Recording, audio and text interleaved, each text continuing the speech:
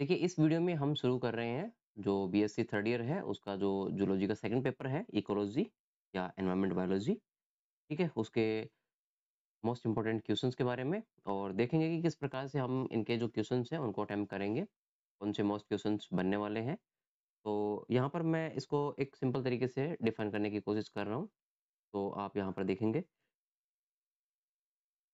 Paper जो second है उसकी बात कर रहे हैं और ये है इकोलॉजी एंड एनवायरमेंट बायोलॉजी।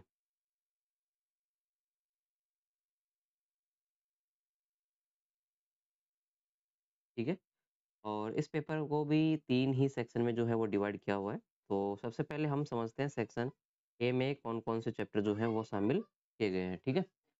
तो सेक्शन ए में यहाँ पर हमारे पास में सबसे पहले तो बेसिक जो है वो इंक्लूड किया गया है, यानी कि जो इकोलॉजी का है, इकोलॉजी का बेसिक इंट्रोडक्शन, जिसमें से बड़े क्वेश्चन्स नहीं आते हैं। हाँ, छोटे क्वेश्चन्स जो हैं वो ज़रूर बनते हैं इकोलॉजी के बेसिक में से, ठीक है? और इसके बाद में अगर हम देखें नेक्स्ट अगला जो चैप्टर है वो यहाँ पर मोस्ट इम्पोर्टेंट चैप्टर है। और अच्छा, इसमें बेसिक इंट्रोडक्शन साथ में क्या है, इनकी हिस्ट्री भी पूछी गई है।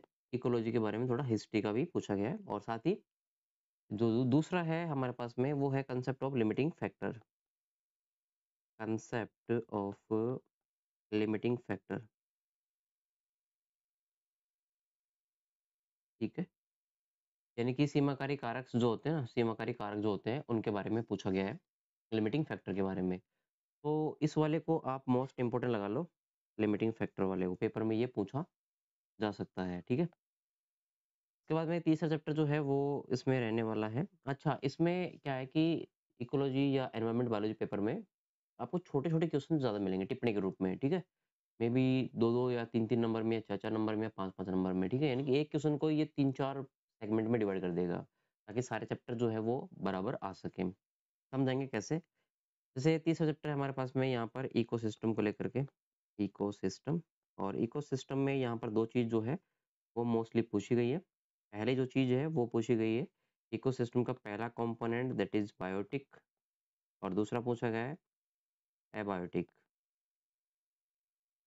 ठीक है? 2 घटक होते हैं इकोसिस्टम के, बायोटिक और दूसरा एबायोटिक। ठीक है? ये दोनों ही घटक के बारे में पूछा गया है। तो इनमें से भी एक जो है वो इम्पोर्टेंट रहने वाला ही है। इसके बाद में चौथा चैप्टर जो है वो यहाँ पर पूछा गया है इकोसिस्टम इनके प्रोडक्शन को लेकर के, इकोसिस्टम के ही प्रोडक्शन को लेकर के, प्रोडक्शन इसमें मोस्ट जो चीज़ें हैं वो आती हैं इसमें, जैसे कि फूड चेन। तो ये पेपर में इम्पोर्टेंट रहने वाला है। फूड वेब, फूड वेब भी पेपर में इम्पोर्टेंट रहने वाला है। इसके अलावा जो इकोलॉजिकल पिरामिड्स हैं, इकोलॉजिकल पिरामिड्स, ठीक है? ये भी इम्पोर्टेंट रहने वाले हैं तीनों। तो ये इस वाले को भी आप हाइलाइट कर लो। उसके बाद में नेक्स्ट अगला जो 5वां पॉइंट है वो है बायो जियोकेमिकल साइकिल के ऊपर। बायो जियोकेमिकल साइकिल, ठीक है? और बायो जियोकेमिकल साइकिल कौन-कौन सी हैं वो मैं यहाँ पर मेंशन कर दे रहा हूँ। O2 साइकिल है, ठीक है? इसके बाद में जो CO2 साइकिल है वो है, CO2 साइकिल। उसके बाद में H2O वाटर, H2O साइकिल है। उसके बाद में नाइट्रोजन साइकिल है और फॉस्फोरस साइकिल है, ठीक है? ये कंप्लीट साइकिल में से कोई भी एक साइकिल जो है वो पेपर में पूछी जा सकती है, ठीक है? तो ये वाला भी जो है इम्पोर्टेंट रहने वाला है। 5 साइकिल जो है ना ये पूछी गई है, तो ये भी इम्पोर्टेंट है। मतलब इनको अगर आप पढ़ रहे हो ना, इन 3 जिनको मैंने अभी स्टार लगाया है, डेफ़िनेट आपको इस सेक्शन में से 2 क्वेश्चन जो है ना वो मिल ही जाएँगे, जहाँ तक मेरा मानना है। क्योंकि अब तक का जो एक तरीके से पेपर जो रिवाइज़ हुआ है ना, वो कहीं न कहीं इन्हीं में से ही है। इनमें से आपको कोई न कहीं क्वेश्चन देखने को मिल ही जाएगा, ठीक है? इसके बाद में अगर मैं बात करूँ नेक्स्ट अगले चैप्टर की, तो वो है 6 नंबर पे और 6 नंबर पे आता है हमारे पास में जो इकोसिस्टम का जो होम्योस्टैटिक है, वो ही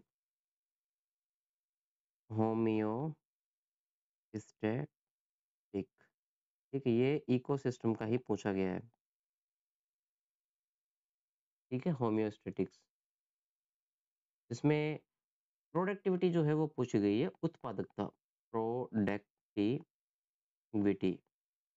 ठीक है? ये पूछी गई है मोस्टली तो प्रोडक्टिविटी कॉन्सेप्ट के बारे में। तो ये प्रोडक्टिविटी कॉन्सेप्ट जो है ना, वो इसका मोस्ट इम्पोर्टेंट रहने वाला है, सो मैं यहाँ पर स्टार लगा देता हूँ इसको। तो प्रोडक्टिविटी कंसेप्ट भी आपको पढ़ के जाना है, ठीक है? और इसके बाद में आता है इसमें जो इकोटोन और एज इफेक्ट, इकोटोन और एज इफेक्ट, ये 2 टर्म जो है ना वो आपको और याद रखने हैं, ठीक है? इनको मैं और मोस्ट कर देता हूँ, मतलब इनको भी मैं यहाँ पर हाइलाइट कर देता हूँ, इकोटोन और एज इफेक्ट, ठीक है? दोनों ही। अगर आपने इकोसिस्टम को अच्छे से पढ़ा होगा तो उसमें इकोटोन और एज इफेक्ट भी आया होगा, ठीक है? तो इनको आपको पढ़ के जाना है। उसके बाद में पॉपुलेशन इकोलॉजी है, ठीक है? 7 नंबर पे पॉपुलेशन इकोलॉजी है, ठीक है? आप चाहो तो इसको स्किप भी कर सकते हो। उसके बाद में कम्युनिटी इकोलॉजी है, कम्युनिटी इकोलॉजी है और इसके बाद में इकोलॉजिकल सक्सेशन है, इकोलॉजिकल सक्सेशन, ठीक है? तो यहाँ पर मैं आपको प्रेफ़र करूँगा कि आप यहाँ पर इकोलॉजिकल सक्सेशन को भी याद करके जाओ, ठीक है? ठीक है? 9वाँ पॉइंट जो है ना वो इकोलॉजिकल सक्सेशन ये इम्पोर्टेंट है, यहाँ पे आप देख सकते हो इनको। और इसके बाद में और भी इसी सेक्शन में अभी तो चैप्टर है बट यहाँ तक आपको डेफ़िनेट 2 क्वेश्चन तो मिल ही जाएँगे। उसके बाद में जो हैबिटेट है उसके बारे में भी है और हैबिटेट के ऊपर भी एक क्वेश्चन आता है बट काफ़ी सारे हैबिटेट्स हैं, तो आप कौन से को पढ़ोगे ये ज़्यादा इम्पोर्टेंट रहेगा। तो हैबिटेट, ठीक है? यहाँ पर फ्रेश वाटर हैबिटेट है, मैराइन वाटर हैबिटेट है और एक है ईस्टुराइन वाटर हैबिटेट है, यानी कि वेला संगमी, यानी कि दोनों का मिक्सअप जो होता है फ्रेश का और मैराइन का, ठीक है? वो है ईस्टुराइन और एक है टेरेस्ट्रियल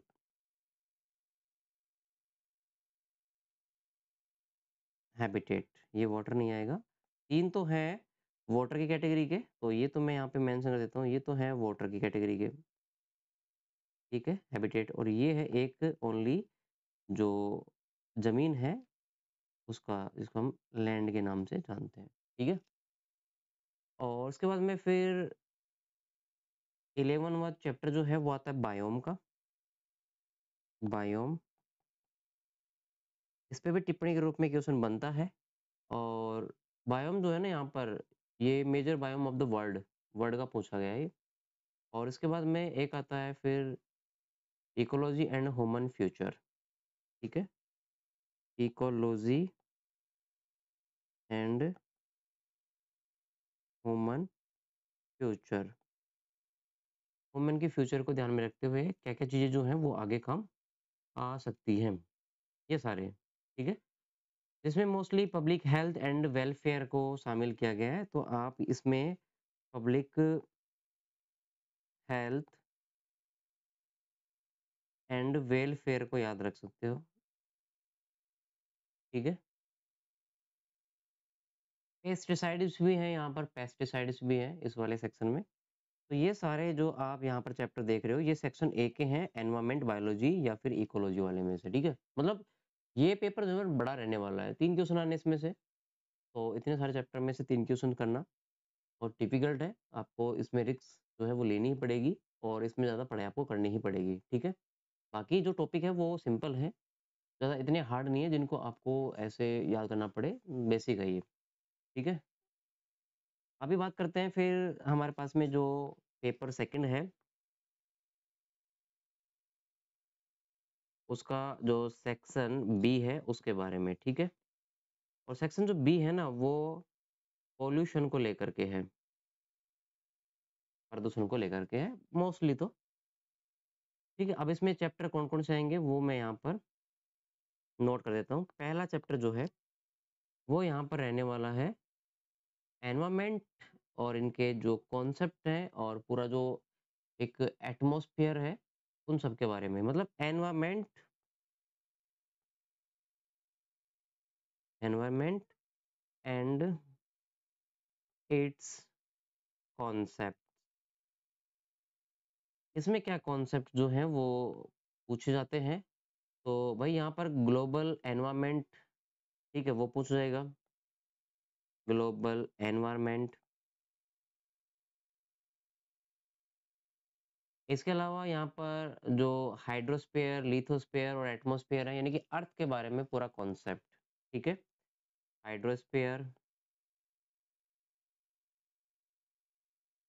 ठीक है, लिथोस्फीयर और तीसरा है यहाँ पर एटमॉस्फेयर,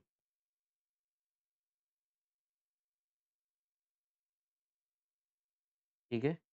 ये 3 चीज़ इसमें पूछी जाती हैं पहले चैप्टर के अंदर। फिर दूसरा चैप्टर जो है वो है नेचुरल रिसोर्सेज़ का, जो पेपर के लिए बहुत ही ज़्यादा इम्पोर्टेंट है। नेचुरल रिसोर्सेज़, ठीक है? इसको आप चाहो तो यहाँ पर डबल स्टार जो है वो लगा सकते हो, मोस्ट इम्पोर्टेंट रहने वाला है ये, ठीक है? इसमें दोनों कंडीशन पूछी गई हैं, प्रेज़ेंट स्टेटस क्या है और दूसरा फ्यूचर स्टेटस क्या रहने वाला है वर्तमान कंडीशन को देखते हुए। क्योंकि हम जो है वो नेचुरल रिसोर्सेज का ज़्यादा उपयोग कर रहे हैं, मतलब उपयोग कर रहे हैं बट वेस्ट ज़्यादा कर रहे हैं, ठीक है?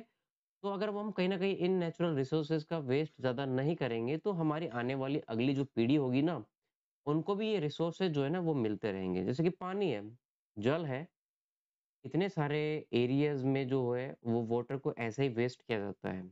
जो जितना अमाउंट या जितना जितना जो इसकी मात्रा होती है, ठीक है? वो अगर नहाने-धोने के लिए अगर इस्तेमाल की जाती है, कपड़े धोने के लिए, तो वो एक्स्ट्रा खर्च की जा रही है, ठीक है? या वेस्ट खुला जो पानी है वो चल रहा है। तो ये क्या है कि दोहन हो रहा है नेचुरल रिसोर्सेज़ का, जो आगे कहीं न कहीं फ्यूचर वालों के लिए कम पड़ेगा फिर।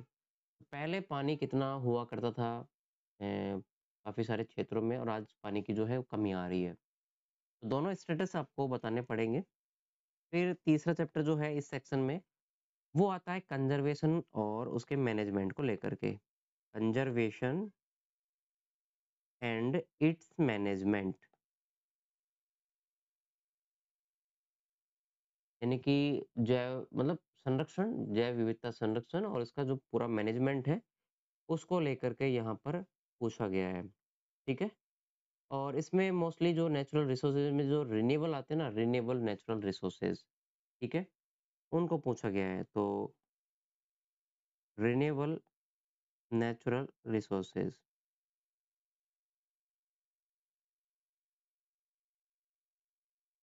रिन्यूएबल नेचुरल रिसोर्सेज जिसमें फॉरेस्ट है, वाइल्ड लाइफ, वाटर, ठीक है? वाइल्ड लाइफ है और वाटर है, ठीक है? तो इसमें तो 2 आएँगे रिन्यूएबल में तो, जैसे कि फॉरेस्ट हो गया, ठीक है? वाइल्ड लाइफ हो गया और जो यहाँ पर वाटर है, वो भी कंसिडर है, ठीक है? फिर दूसरा आता है हमारे पास में जो नॉन रिन्यूएबल है, non renewable natural resources,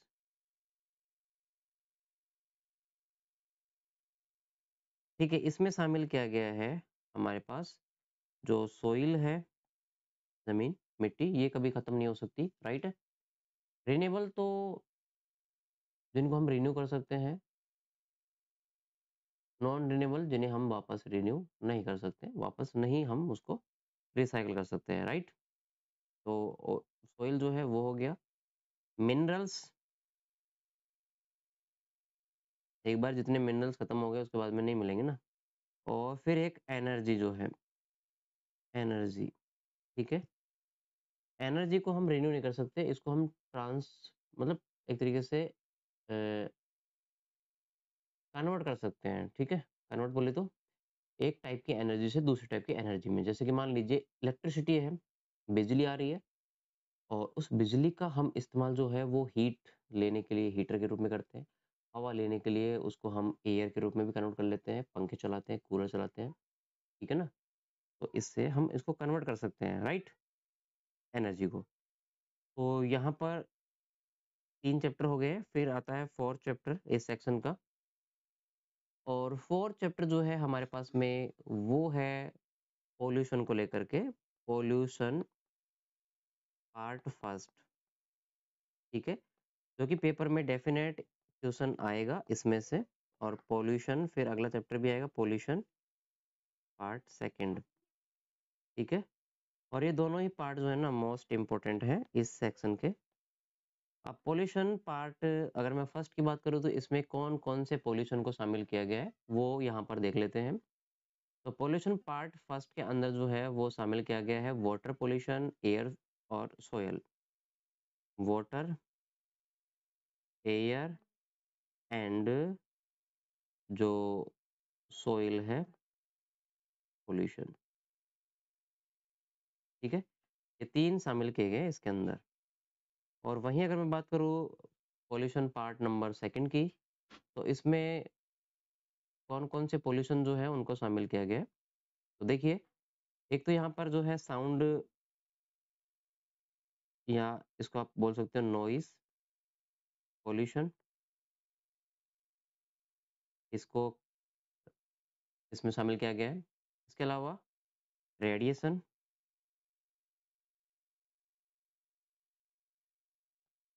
radiation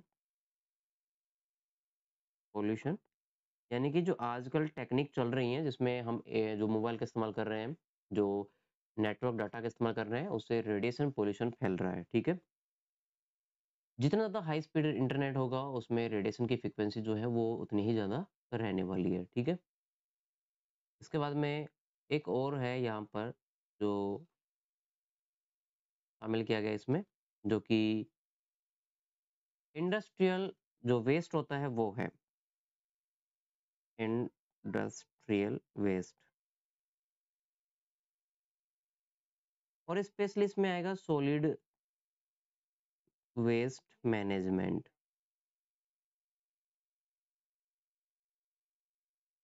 तो ये वाला जो है ना सॉलिड वेस्ट मैनेजमेंट, इसको मैं हाइलाइट कर देता हूँ, इसको आप डेफिनेट पढ़ के जाओगे, ठीक है? सॉलिड वेस्ट मैनेजमेंट को तो ये पेपर में पूछता है, ठीक है? उसके बाद में और भी हैं, जैसे कि पेस्टिसाइड्स हैं, हाउस होल्ड पॉल्यूटेंट है, ठीक है? बट इनको आप स्किप कर सकते हो मे बी। फिर आता है नेक्स्ट चैप्टर, चैप्टर नंबर 6, और ये भी इम्पोर्टेंट रहने वाला है। तो यहाँ पर छोटे-छोटे क्वेश्चंस आएँगे। तो छठा जो है ना वो इम्पोर्टेंट इसलिए क्योंकि यहाँ पर पूछा गया है green house effect, ozone layer depletion और क्लाइमेट चेंजेस। तो ओजोन, ठीक है? Ozone, 1 second, ozone layer depletion, यानी कि ओजोन की परत में जो आपको छिद्र जो है वो होता हुआ दिखाई दे रहा है। मतलब हमारी ओजोन जो लेयर है ना, जो हमारी सुरक्षा कर रही है सूर्य से आने वाली अल्ट्रावायलेट किरणों से, ठीक है? तो इससे हमारी प्रोटेक्शन कर रही है, और ये जब यही खत्म हो जाएगी तो फिर हमारा तो अंत निश्चित है, ओजोन लेयर डिप्लेशन। तो इसको आप मोस्टली याद रख सकते हो। इसके अलावा ग्रीन हाउस इफेक्ट भी है इसी में ही। ग्रीन हाउस इफेक्ट मतलब ये जो आप देख रहे हो छठे नंबर में से, इनमें से कोई ना कोई एक तो टिप्पणी के रूप में आने वाला है पक्का। ठीक है, ओजोन लेयर हो गया, ग्रीन हाउस इफेक्ट हो गया। इसके अलावा एक है पर्यावरण का जो मतलब क्लाइमेट जो चेंज होती है ना, उसके लिए पीछे जो जिम्मेदार होता है El Nina and La Nina effect. ठीक है, El Nino and La Nina effect. ठीक है, ये वाला, ये सब 6 नंबर के चैप्टर में शामिल किए गए हैं, जो कि इम्पोर्टेंट रहने वाला है। सातवां हमारे पास में जो चैप्टर है वो रेडिएशन को लेकर के है, रेडिएशन विकिरण वाले को लेकर के है, जो कि किस प्रकार से एनवायरनमेंट को दूषित कर रही है, और इसमें मोस्टली न्यूक्लियर रेडिएशंस जो हैं वो पूछी जाएँगी। ठीक है, न्यूक्लियर रेडिएशंस जो होंगी ना, वो वाली।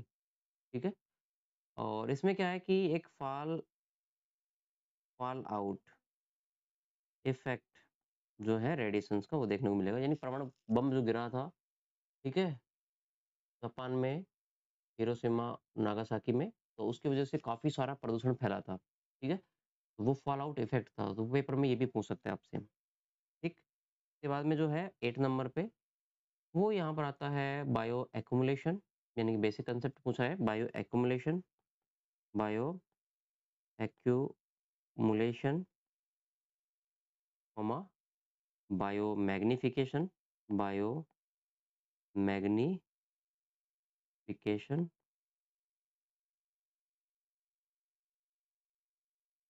ठीक है, और एक और है बायो डिग्रेडेशन।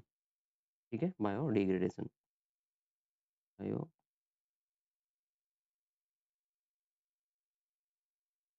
ये बायोडिग्रेडेशन किसका है? ये पॉल्यूशन का ना, पोल्यूटेंट, सॉरी, पोल्यूटेंट का है ये, यानी कि प्रदूषण फैलाने वाले कारकों का है ये। तो यहाँ से भी एक क्वेश्चन जो है वो पेपर में बनता है, मतलब अब टिप्पणी के रूप में क्वेश्चन आएंगे। जैसे मैं यहाँ पर आपको एक छोटा सा क्वेश्चन जो है ना वो समझा रहा हूँ। मान लीजिए क्वेश्चन नंबर ये है हमारे पास में एक फर्स्ट, इसमें पूछेगा आपसे कि right short notes following on. ठीक है, इसमें आपको दे देगा ए ग्रीन हाउस इफेक्ट 3 नंबर में। ठीक, बी पिरामिड्स, सी ओजोन। ठीक है, डी, तो मतलब एक ही क्वेश्चन में ये 4 पॉइंट तो ये हो गए। अब इस क्वेश्चन के भी अथवा में फिर आपको एक क्वेश्चन और देगा, समझ रहे हो? इसके भी आपको अथवा में एक क्वेश्चन जो है ना वो और देगा। तो उससे क्या होगा? उससे फिर आपको जो है मतलब 8 ऑप्शंस मिलेंगे। ठीक है? क्या मिलेंगे आपको? 8 ऑप्शंस मिलेंगे। जिससे क्या होगा? जिससे जिससे ये सारे के सारे जो चैप्टर है ना वो कवर हो जाएँगे। तो ऐसे छोटे-छोटे क्वेश्चन जो है ना वो बनेंगे इसमें।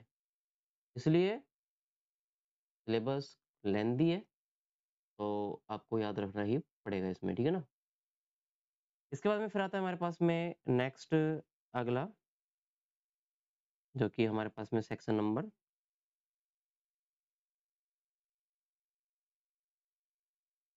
सी है, सेक्शन सी, और ये लास्ट सेक्शन है। ठीक है?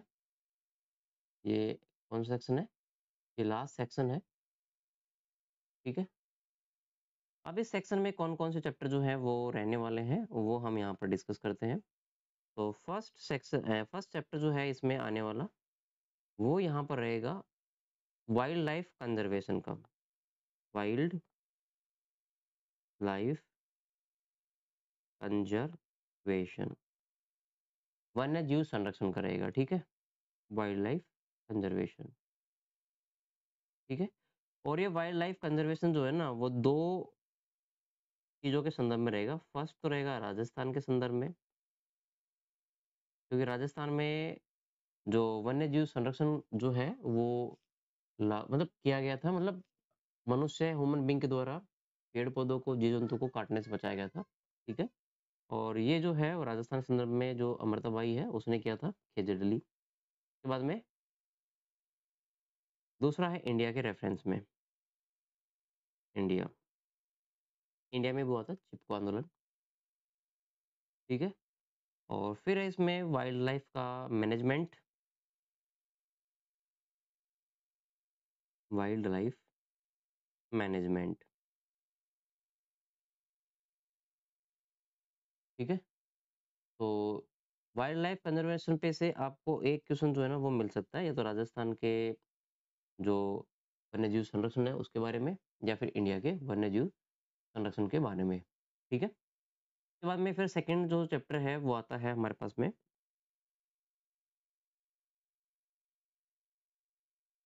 इम्पैक्ट ऑफ अर्बनाइजेशन,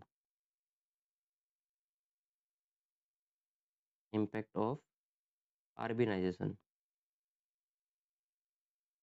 अर्बेनाइजेशन, यानी कि शहरीकरण के प्रभाव,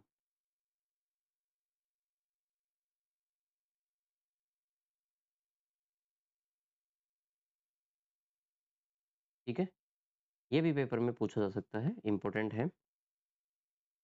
फिर है तीसरे नंबर पे है